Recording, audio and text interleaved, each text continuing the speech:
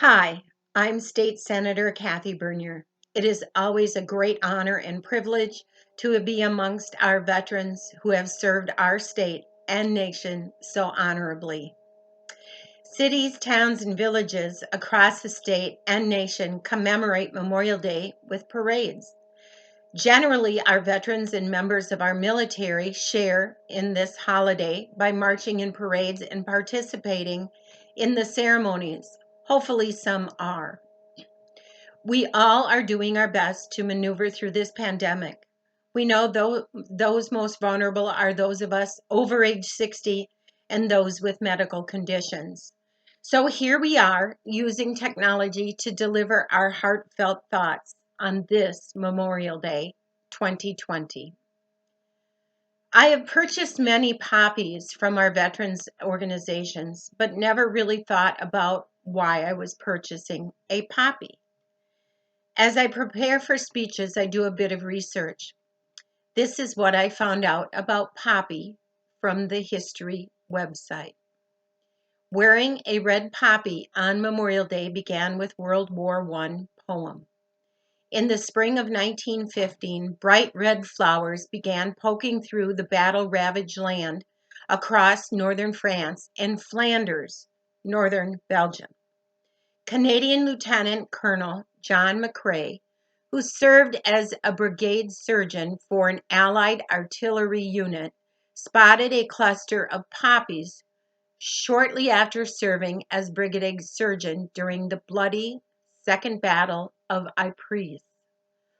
The sight of the bright red flowers against the dreary backdrop of war inspired McCrae to pen the poem In Flanders Fields, in which he gives voice to the soldiers who had been killed in battle and lay buried beneath the poppy-covered grounds.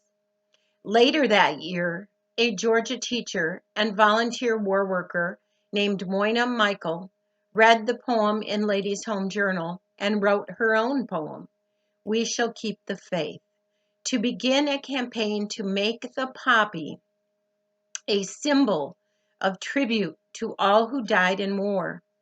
The poppy remains a symbol of remembrance to this day. From now on, when I contribute some cash for a poppy, it will be a bit more meaningful.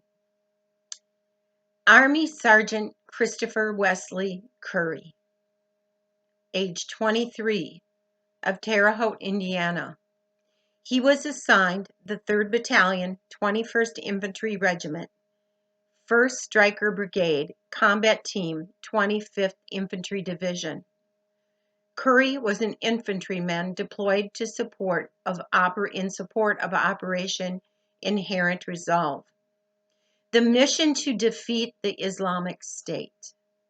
The young soldier joined 3rd Battalion Charlie Company in April 2019.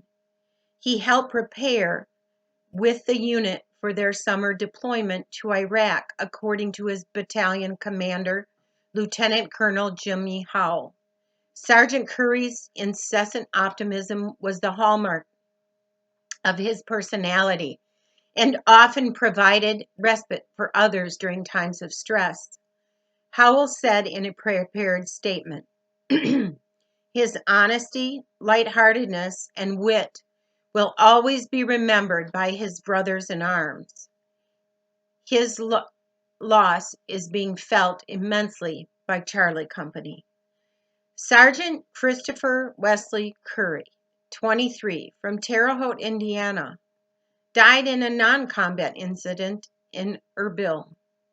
The incident is under investigation, and however, officials have determined it was not from COVID-19.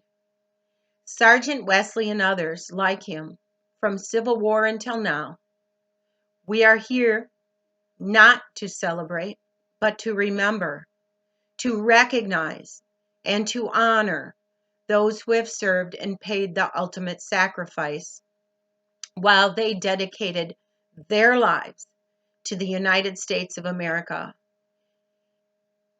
In 2000 AD, the U.S. Congress passed legislation to encourage all Americans to pause for a national moment of remembrance at 3 p.m. local time.